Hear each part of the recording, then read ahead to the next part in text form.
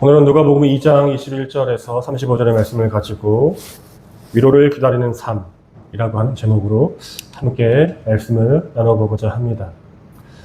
평범한 일상이었고 또 그리고 시몬이라고 하는 한 사람의 그 노래를 통해서 우리가 하나님의 은혜를 기억할 수 있는, 또한 하나님의 은혜를 찾을 수 있는 시간 되기를 원합니다. 지금 우리가 읽고 있는 누가복음, 이 시대적인 배경은 그 이스라엘이 유대 땅이 로마 제국의 지배 아래에 있었던 시대였습니다. 당시 로마 제국은 지중해 그 일대의 모든 패권을 장악하고 있었습니다. 그래서 이스라엘 백성들은 오랜 시간 동안 정치적으로도 그리고 육체적으로도 심리적으로도 영적으로도 눌려있는 상태였습니다. 그리고 이런 상황 가운데에 요셉과 마리아는 베들레헴에서 아기를 낳았고, 그리고 당시 유대의 율법의 절차에 따라서 8일 만에 할례를 행하고 이름을 지었습니다. 그리고 아이를 낳은 이후에 정결 그 기간이 다 지난 다음에 아기를 데리고 예루살렘 성전으로 올라가고 있는 상황을 오늘 우리가 함께 읽은 성경 구절에서 이야기하고 있습니다. 21절에 여드레가 차서 아기에게 할례를 행할 때에 그 이름을 예수라고 하였다. 그것은 아기가 수태되기 전에 천사가 일러준 이름이다. 이스라엘 백성들은 모든 사람들은 다 할례를 받았습니다. 이 할례의 의미라고 하는 것은 무엇이냐면 남성의 생식기의 표피를 자르는 것을 의미하는데, 이 할례라고 하는 것은 무엇이냐면 피 흘리는 약속을 통해서 하나님의 백성이 되었다고 하는 그 몸의 언약이었습니다. 그래서 아기가 태어난 지 8일째 되는 날에 할례를 행합니다. 그리고 이것은 어찌 보면 단순히 어떤 위생적이거나 관심이 아니라 우리가 기억해야 하는 것은 죄인 되었던 우리 인간의 몸이 하나님의 소유가 되었다고 하는 것, 하나님의 소유가 되었다라고 하는 몸의 상징, 몸의 그 흔적이라고 하는 것을 기억해야 합니다. 모든 태어난 남자아이들은 여드레가 지나면, 여드레가 지나서 할례를 행합니다. 그런데 예수님은 어떤 존재셨냐 하면 이 세상의 모든 죄를 이기시고 구원을 완성하기 위해 오신 하나님이셨어요. 그런데 죄가 없으신 분이 죄 있는 인간이 하나님의 자녀가 되었다라고 하는 그 표징을 낳는 그 할례를 받으셨습니다. 왜 그랬을까요? 예수님이 하나님이시지만 예수님에게도 육신을 입고 이 땅에 오셨습니다. 엄마가 있고 아버지가 있고 부모님의 믿음이 있습니다. 부모님 요셉과 마리아는 유대인들이었습니다. 그 유대인들은 전통이 있었습니다. 율법의 전통들. 전통에 따라서 할례를 받는 것이 그들의 전통이었습니다. 예수님은 왜 그것이 허락되어졌느냐 하면 그 부모님의 믿음 안에 자신들이, 예수님이 거기 안에 그것을 맡기신 것입니다. 스스로 낮아지신 거예요. 스스로 비천해지신 거예요. 그래서 부모님이 원하셨던 그 믿음에 예수님이 맞춰주셨습니다. 그러나 우리가 기억해야 되는 것이 하나 있어요. 예수님은 지금 이 율법이든 구약의 모든 법을 완성하신 분이십니다. 이미 태어난 순간 그 율법은 의미가 없는 거예요. 태어나기 이전에도 예수 그리스도를 오실 그 메시아를 믿고 그 구원을 고백한 사람들은 모두가 죄에서 해방되어진 존재들이었습니다. 그러면 예수님이 왜 하나님이신 그분이 인간의 몸을 입고 오셨고 하필이면 왜 아기 때부터 태어나셨느냐? 하나님이 이 땅에 태어나셨을 때에 많은 신하처럼 멋진 사람으로, 이쁜 사람으로, 그리고 잘생긴 사람으로, 사람들이 보암직하고 사람들이 보기에 감탄할 만한 모습으로 오셨으면 좋을 건데 가장 낮고 천한 그 아기의 모습으로 태어나셨습니다. 그 이유가 무엇일까요? 그것은 하나님이신 예수님 스스로가 인간이 되신 것입니다. 자신이 하나님의 시선을 사람에게 맞춰주신 것입니다. 하나님이 내 수준에 시선을 맞춰주시고요. 하나님이 여기에 앉아있는 여러분의 시선에 그 높이로 시선을 맞춰주십니다. 그것을 전문용어로 체육이라고 합니다. 하나님은 하나님이시지만 각 사람의 상황에 따라서, 각 사람의 수준에 따라서, 각 사람의 성향에 맞추어서 그 사람에게 시선을 맞추기를 해주십니다. 하나님이 스스로 비춰내 주신 거예요. 우리가 이것을 기억해야 합니다. 우리도 마찬가지입니다. 우리가 스스로가 다 옳다고 생각하는 바가 있습니다. 모든 사람은 다 내 스스로 가지고 있는 옳다고 생각하는 의의가 있어요. 그러나 기억해야 되는 거 하나 있습니다.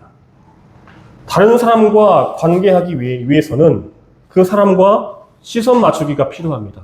그 사람의 수준에 맞추어서, 그 사람의 관심에 맞추어서 내 수준을 거기에 맞춰주는 거예요. 이런 말이 있다고 하더라고요. 영어를 잘하는 사람이 있는데 한국에서 잘하는 사람이 영어를 잘 못하는 사람이 영어를 잘하는 사람 말을 들었을 때 내 귀에 너무 잘 들린다. 그래서 너의 영어가 원어민 발음인지 아닌지를 모르겠다. 이렇게 질문하는 것을 들은 적이 있습니다. 그때 그 사람이 이렇게 말했습니다. 영어를 잘하는 사람은 그 상대방의 수준에 맞추어서 그 영어의 말을 전한다고 하는 것입니다. 바로 이런 것입니다. 사람은 상대방과 관계할 때 그 사람의 수준과 성향과 상황에 맞추어서 말을 해야 합니다. 위로가 필요한 사람에게는 위로의 말을 전하고요. 기쁨이 있는 사람에게는 함께 기뻐하는 것입니다. 그런데 우리의 삶을 볼까요? 누군가 슬픔을 당했어요. 우리의 마음속에 어찌 보면 기쁨이 있을지 모릅니다. 누군가 기쁜 일을 당했습니다. 우리의 마음속에 배가 아픔이 있을지 모릅니다. 그러나 우리는 그렇게 하면 안 됩니다. 그 사람과 함께 공감해주고 함께 즐거워할 수 있는 존재가 되어야 합니다. 예수님이 죄인인 우리를 구원하시기 위해서 죄인의 몸을 입고 스스로 인간의 몸을 입으시고 이곳에 오셨습니다. 스스로 비천해 주셨고 스스로 낮아지셨고 스스로 그 모든 권리와 그 능력을 포기하시고 인간의 몸으로 오셨어요. 이것이 바로 구원의 은혜입니다. 우리가 기억해야 하는 것입니다. 하나님이 나를 위해서 스스로 낮아지셨다고 하는 것, 스스로 그 보좌에서 내려오셨다고 하는 것, 그것을 우리가 기억해야 합니다. 22절, 24절입니다. 모세의 법대로 그들이 정결하게 되는 날이 차서 그들은 아기를 주님께 드리려고 예루살렘으로 데리고 올라갔다. 그것은 주님의 율법에 기록된 바 어머니의 태를 처음 여는 사내 아이마다 주님의 거룩한 사람으로 불릴 것이다. 한 대로 한 것이요. 또 주님의 율법에 이르신 바 산비둘기 한 쌍이나 어린 집비둘기 2마리를 드려야 한다 한 대로 희생제물을 드리기 위한 것이었다. 이 세 절 안에도 두 가지의 법이 있습니다. 하나는 정결예식법, 하나는 이스라엘의 대속법입니다. 정결예식법은 무엇이냐면 아기를 낳은 산모는 일정 기간이 지나서야 하나님을 예배하는 성소에 나아갈 수 있었다고 하는 것입니다. 왜 일정 기간을 지켰느냐? 하나님이 정하신 정결예식법에 그 일정 기간을 지켜야지 거룩함을 지킬 수 있다고 하는 것입니다. 또한 동시에는 출산 이후에 연약해진 그 여성의 몸을 보호하고 지키기 위해서 하나님은 정결예식법을 두셨습니다. 거룩을 지키고 그 사람의 연약한 몸을 보호하기 위해서 하나님이 법을 두셨어요. 우리가 기억해야 합니다. 하나님이 우리에게 법을 주셨는데 우리를 괴롭히기 위한 법이 아니라 우리를 살리기 위해서 법을 주셨다고 하는 것입니다. 그러나 구약의 율법을 받았던 이스라엘 사람들은 하나님이 주시는 살리는 그 생명의 원리보다는 하나하나 지켜서 너는 지켰어, 안 지켰어. 그것을 가지고 사람을 죽이려고 하는 그런 관점이 있습니다. 우리도 그렇죠? 모든 법은 사람을 더욱더 행복하고 살기 좋게 하기 위해서 만들어진 것인데 사람들은 법을 가지고 누군가를 죽이기 위해서 사용하고 누군가를 얽매이기 위해서 사용하고 그런 모습이 있습니다. 이게 법의 정신이 아닙니다. 법의 정신은 사람을 살리는 데 있다고 하는 것. 하나님이 우리에게 말씀을 주시는 것, 예배를 드리게 하시는 것, 우리를 고문하기 위해서 주시는 것 아닙니다. 우리가 잘 살아가게 하기 위해서 법을 주셨어요. 또 하나 대속법이 있습니다. 이스라엘의 구원의 역사는 출애굽, 이집트를 탈출하면서 시작됩니다. 그때 이집트를 탈출하면서 무슨 일이 있었느냐? 이집트에 살고 있는 모든 장자들을 다 하나님이 진멸하신 후에 이스라엘 사람들이 이집트의 노예에서 구원을 받습니다. 탈출합니다. 그것을 잊지 않게 하기 위해서 하나님은 모든 첫 태생들은 하나님의 소유로 삼는다고 하면서 이것을 대신해서 희생 제물을 드리는 대속법이 있었습니다. 이스라엘이 구원받은 것 다 죽어야 되는데 하나님이 어린 양의 피를 문설주에 받은 집들은 다 건너가게 해주셨습니다. 패스오버하게 하셨습니다. 우리 안에 예수 그리스도의 그 구원의 생명이 있는 사람들은 죄로부터 오는 그 쏘는 것과 정죄하는 것과 괴롭히는 모든 것이 다 넘어가게 되어져 있습니다. 왜? 우리 안에 하나님이 계시기 때문에, 법의 주인이 계시기 때문에 그렇습니다. 우리가 이것을 기억해야 합니다. 하나님의 생명을 바라보는 관점과 하나님이 우리를 어떻게 구원하셨는지, 자신을 내어주셨고 가장 강한 자의 장자를 죽이면서까지 우리를 구원해 주셨습니다. 우리가 그런 존재입니다. 아기를 주님께 드린다는 표현은 바로 이렇게 희생제물을 드린다는 표현입니다. 기간이 되어서 성전에 나와서 이제 첫째 아들인 예수님을 대신해서 산비둘기 2마리와 그리고 그것을 가지고 하나님 앞에 희생제물을 드립니다. 이 산비둘기라고 하는 것은 또 하나 어떤 것을 의미할 수 있냐면 요셉과 마리아의 가정이 그렇게 넉넉하지 않은 가정이었다고 하는 것을 알 수 있습니다. 이스라엘 사람들이 제물을 드릴 때 여러 가지 제물을 드렸습니다. 숫소를 드리기도 하고요. 순양을 드리기도 하고요. 순염소를 드리기도 하고요. 또 산비둘기, 또 아주 작은 것도 드리게 하셨습니다. 이 산비둘기라고 하는 것은 요셉과 마리아의 가정이 그렇게 넉넉하지 않은 가정이었다고 하는 것을 의미합니다. 예수님이 부자에게서 태어난 것이 아니고 가난한 집에서 태어나셨고 그 가난한 집에서 드리는 절차대로 산비둘기 2마리를 희생제물로 드렸습니다. 여기에서 중요한 것이 있습니다. 많은 사람들은 하나님에게 어떤 귀한 것을 드려야 한다고 생각합니다. 내가 성공해서 하나님의 이름을 드높여야겠다라고 생각할 때가 있습니다. 그러나 성경은 우리에게 이야기합니다. 순종이 제사보다 낫고 말씀을 따르는 것이 순양의 기름보다 낫다고 이야기합니다. 사무엘 선지자가 사울 왕에게 했던 말입니다. 하나님은 사울 왕에게 미디안의 모든 것들을 진멸하라고 하셨는데 사울 왕은 사람들의 시선과 자신의 재물 욕심 때문에 하나님의 말씀을 거역하면서 좋은 것들을 남기고 그것들을 가지고 왔습니다. 사람들의 눈치를 보면서 하나님의 말씀을 거역하고 자신의 욕심 때문에 하나님의 말씀을 거역하는 모습이 있었습니다. 우리가 하나님 앞에 어떤 기도를 합니다. 하나님 앞에 어떤 것을 들고 나아갑니다. 그러나 우리가 가식적으로 나아갈 때가 있습니다. 그러나 그 가식이 중요한 것이 아니라 내게 있는 모습 그대로 나아갈 그런 것이 중요합니다. 속된 말로 우리가 사람들이 세상에 살아갈 때 무엇을 원하느냐 할 때 대부분의 사람들은 나는 부자가 되기를 원합니다 이야기합니다. 교회를 다녀도 예수님을 믿어도 많은 사람들은 부자가 되고 싶어하는 마음이 있습니다. 그것은 사람의 기본적인 욕구입니다.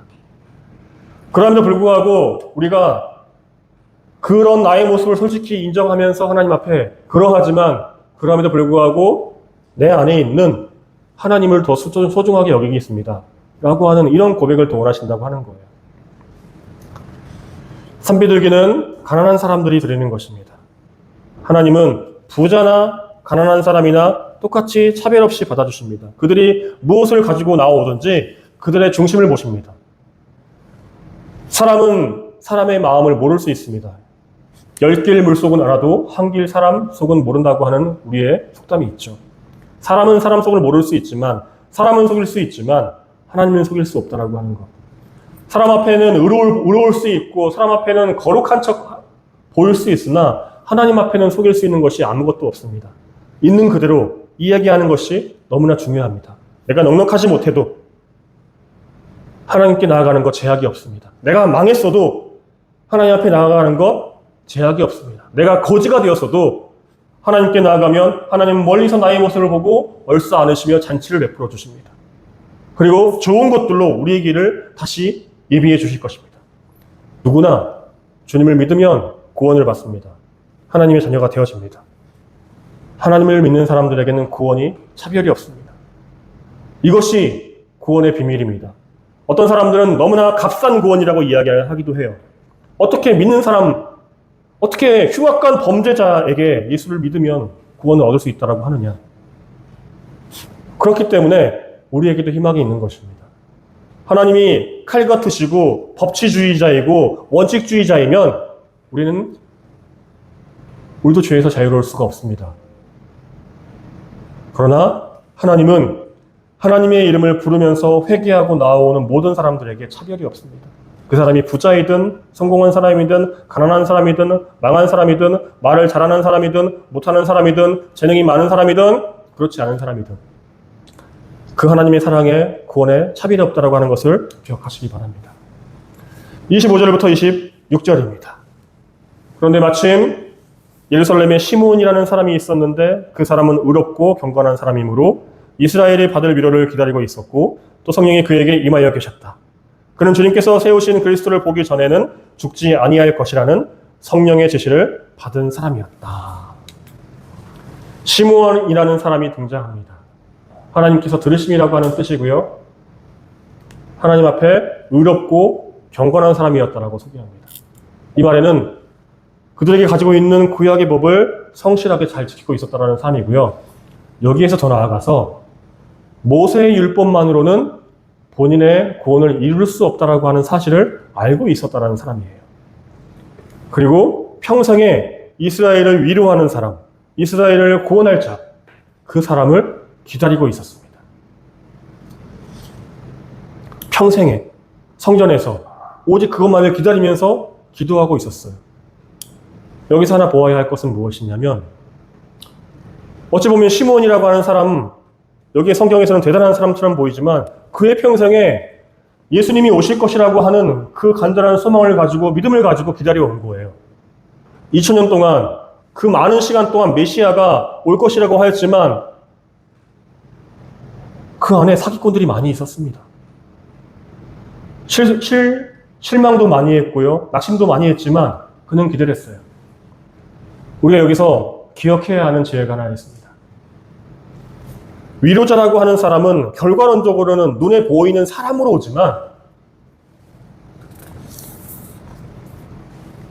그 보이는 예수님을 보기 전에 먼저 보이지 않는 성령으로 구해야 한다고 하는 것입니다. 그리스도를 보기 전에는 죽지 않을 것이라는 지시를 받았습니다. 이것은 시므온이 성령과 인격적인 관계를 맺고 있었다고 하는 것입니다. 미래는 알 수 없어요. 나에게 사명이 있고 소망이 있고 꿈이 있고 비전이 있습니다. 내가 성공한 사업가가 되고 싶습니다. 나는 어떠한 성공한 원자력 과학자가 되고 싶습니다. 나는 성공한 목사가 되고 싶습니다. 나는 성공한 활동가가 되고 싶습니다. 나는 성공한 컨설턴트가 되고 싶습니다. 그 모든 것들을 꿈을 그리지만 그것이 우리의 눈에 보이기 전에 한 가지 우리가 하고 있어야 되는 것은 무엇이냐면 그것을 향해서 이끄시고 계시는 성령과의 끊임없는 교제가 있어야 한다는 것입니다. 그 교제는 기도일 수 있습니다. 하나님과 조곤조곤 이야기하면서 나누는 묵상일 수 있습니다. 하나님과의 관계가 있어야 한다고 하는 것입니다. 하나님은 우리에게 무언가를 맡기실 때 그저 일방적으로 행하지 않습니다. 사람은 위계를 좋아하고 명령을 좋아하고 어떠한 생각하지 않는 것을 원하지만 하나님은 끊임없이 소통하기를 원하십니다. 우리에게 물으시고요. 우리가 하나님께 묻기를 원하고요. 하나님께 나아가기를 원하십니다. 이제 시므온이 위로자를 기다렸던 그것을 보면서 우리는 우리의 삶 속에 이것을 좀 대입해 보았으면 좋겠습니다. 우리가 무언가를 기다린다면 그 기다림의 목적이 무엇인지를 알아야 합니다. 우리가 무엇을 기다리고 있는가? 나의 꿈이 있다라고 하면 그 꿈이 구체적으로 어떤 것인지를 알아야 합니다. 제가 예전에 친구와 이야기하면서 제 속으로 비웃었던 것이 있습니다. 친구가 내가 진정으로 원하는 것이 있으면 그것을 이미지화해야 한다고 이야기합니다. 내가 차가 가지고 싶다라고 한다면 어떤 회사에 어떤 브랜드에 어떤 모델을 원하는지 구체적으로 그것을 그리면서 그것을 얻기 위해서 나아가야 한다라고 하는 것입니다. 막연하게 차가 가지고 싶다라고 이야기하는 것으로는 그것을 얻기가 어렵다고 하는 것입니다. 어찌 보면 이것은 당연한 것일지 모르겠어요. 내가 투자에 성공하는 사람이 되고자 한다라고 한다면 어떤 종목에 투자할 것이며 그 종목에 어떤 전망이 있고 그 회사가 어떤 회사이고 무엇을 만드는 회사이고 하는 것을 구체적으로 알아야지 우리가 그 투자에 성공할 수 있겠죠. 마찬가지입니다. 우리가 어떤 꿈을 그리고 어떤 희망을 그리고 어떤 인생의 목적을 그린다고 한다면 기다리고 희망하는 그것에 대해서 그것이 무엇인지 분명하게 알고 있고 그리고 있고 그것을 말할 수 있어야 한다고 하는 것입니다. 막연히 기다리고 있는 것, 그것은 진정한 그것을 목적을 알고 있는 것이 아닐 수 있습니다. 또 하나, 두 번째, 그러면서 분명히 알면서 성령의 임재를 구하는 것입니다. 성령의 임재를 구한다고 하는 것은 무엇이냐면 운이 따라주기를 바라는 거예요. 세상 사람들은 운이 따라주기를 원한다고 하는 것이고 우리는 하나님이 도와주시기를 바라는 것을 구하는 것입니다. 내 노력과 내 힘으로 그것을 이루어가지만 그것의 길을 열어주시기를 원하는 것입니다. 사람이 일을 계획할지라도 그것을 성취하시는 분은 하나님이세요. 이것을 인정하는 것입니다. 그러면 무엇입니까? 열심히 그것을 알아갑니다. 분명히 알기 위해서 준비합니다. 또 하나, 하나님이 인도해 주시기를 원하시면 하나님을 설득합니다. 하나님께 구합니다. 하나님께 말합니다. 하나님 이거 정말 원합니다. 하고자 합니다. 동행하는 것입니다. 이것이 하나님을 믿는 사람과 예수님의 이름으로 구원받은 사람과 그렇지 않은 사람의 차이입니다. 많은 사람들은 이런 말을 해요. 운이 따라주는 사람은 어떤 사람도 이길 수 없다. 하나님을 모르기 때문에 운이라고 합니다. 그러나 그 길이 열어졌을 때 우리는 알아야 합니다. 하나님이 길을 열어주시는구나. 하나님이 내 길을 격려해 주시는구나. 하나님은 내 길을 성취시켜 주시는 것이구나. 이것을 알아야 합니다. 시므온은 그 하나님이 성취시켜 주셨을 때 이렇게 말합니다. 그가 성령의 인도로 성전에 들어갔을 때에 마침 아기의 부모가 율법이 정한 대로 행하고자 하여 아기 예수를 데리고 들어왔다. 시므온이 아기를 자기 팔로 받아서 안고 하나님을 찬양하며 말하였다. 주님, 이제 주님께서는 주님의 말씀을 따라 이 종을 세상에서 평안히 떠나게 해주십니다. 내 눈이 주님의 구원을 보았습니다. 주님께서 이것을 모든 백성 앞에 마련하셨으니 이는 이방 사람들에게는 계시하시는 빛이요 주님의 백성 이스라엘에게는 영광입니다. 아멘. 인생의 목적이 무엇인지 분명히 알았던 시므온, 주님과 동행하며 살아갔던 그 시므온, 그 결과가 희망이 주어졌을 때 하나님을 찬양합니다. 또 하나, 이 종을 세상에서 평안히 떠나가게 해주십니다. 자기가 어디까지 이루어야 하는지를 알게 됩니다. 이것이 사람에게 필요합니다. 이것을 모르는 사람은 끊임없이 갈망만 합니다. 끊임없이 갈증만 느낍니다. 채워도 만족이 없습니다. 그러나 하나님이 주시는 그 꿈을 분명히 알고 있고 하나님과 동행하는 사람은 그것이 이루어졌을 때에 그 이루어진 것을 가지고 하나님께 감사할 수 있어요. 그렇지 못한 사람은 하나님 조금만 더요. 하나님 조금만 더요. 멈추지를 못합니다. 마치 밑 빠진 독처럼 많은 것을 부어도 끊임없이 뭔가 허전하고 뭔가 갈망하는 그런 상황이 돼요. 그러나 하나님이 주신 소명을 분명히 아는 사람, 그 사람은 하나님을 찬양하게 됩니다. 나의 끝이 어딘지를 알게 됩니다. 시므온은 이 종을 세상에서 평안히 떠나게 해주십니다. 위로자를 보았으니까, 구원자를 보았으니까, 내가 주님의 구원을 보았습니다. 이렇게 고백합니다. 자신의 한계를 알고 자신의 수준을 알고 자신의 인생의 목표를 아는 사람은 어떤 상황 가운데에서도 하나님을 찬양할 수 있습니다. 그리고 그것을 가지고 하나님께 영광을 돌립니다. 성령의 인도로 성전에 들어갔던 시므온은 율법이 정한 대로 아기를 데리고 온 부모를 봅니다. 위로자를 기다렸던 시므온, 그리고 아기를 데리고 성전으로 온 그 요셉과 마리아, 하나님의 때가 만났습니다. 그리고 결과가 옵니다. 우리가 꿈이 있습니다. 하나님의 인도를 구합니다. 이것이 현실이 되게 하는 것, 하나님의 때가 되어야 한다라고 하는 것입니다. 그리고 하나님의 때가 되었을 때, 그것이 성취되었을 때 우리의 입술은 하나님 너무나 감사합니다. 나에게 이것을 보게 하셔서 감사합니다. 이런 고백이 나옵니다. 이 고백이 나오는 사람들은 하나님의 천국을 바라보고도 감사할 수 있는 것입니다. 죽음을 앞두고도 주님 감사합니다. 나의 달려갈 길과 주 예수께 받은 사명을 내가 다 지키고 왔습니다. 주님, 내가 주님께 이제 갑니다. 너무나 감사합니다. 인생의 마지막 때에 이렇게 고백할 수 있는 존재가 되어야 되지 않겠습니까? 하나님, 나 죽기 싫습니다. 하나님, 왜 이러십니까? 나에게 무슨 억하신 병이 있으셔서 나를 지금 불러가십니까? 이렇게 원망하는 모습보다 나의 삶 속에서 하나님이 주신 것을 다 이루었다라고 하는 그 확신을 가지고 하나님께 찬양하면서 하나님 감사합니다. 내가 이제 주님께 갑니다. 라고 하는 그 영생에 대한 믿음을 가지고 나아가는 우리가 되었으면 좋겠습니다. 시므온은 자기 감성을 앞세우지 않고 말씀을 이루신 그 주님께 시선을 올립니다. 왜냐? 주님은 변하지 않는 분이시기 때문에 그렇습니다. 내 감정은 어제 다르고 오늘 다르고요. 아침에 다르고요. 지금 달라요. 밥 먹기 전에 다르고요. 밥 먹은 다음이 달라요. 잠자기 전이 다르고 잠자기 후가 달라요. 기준이 없어요. 내 감정의 기준을 담으면. 그러나 하나님의 말씀을 붙잡고 가면 내가 믿어지지 않아도 하나님 말씀으로 기도하면 그 말씀이 이루어가는 것입니다. 우리가 하나님의 그 역사를 보았을 때, 위로자를 보았을 때에 이 세 가지를 기억했으면 좋겠습니다. 멈추어 섰으면 좋겠습니다. 잠시 멈추어 서서 그 기도의 응답을 이루신 그 하나님을 바라보았으면 좋겠습니다. 그리고 그것을 이루신 주님에게 감사를 돌렸으면 좋겠습니다. 그리고 감사를 드린 다음에 나의 사명을 기억하시기 바랍니다.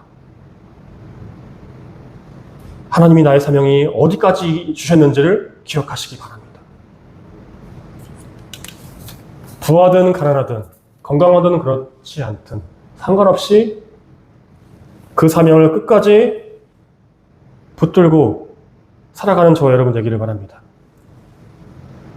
그 사명을 붙잡고 살아갔던 시므온, 아기 예수를 보고서 감사가 터져나옵니다.